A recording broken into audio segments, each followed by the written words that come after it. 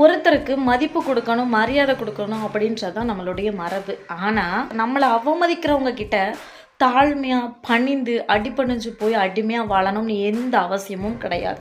ஒருத்தரை சும்மா வந்து இது பண்ண, அதை பண்ண அப்படின்னு சொல்லிட்டு அன்பா சொல்றதுக்கும், அப்படிதான் நீ செய்யணும், இப்படிதான் செய்யணும் அடிமைப்படுத்துறதுக்கும் வித்தியாசம் இருக்கா இல்லையா?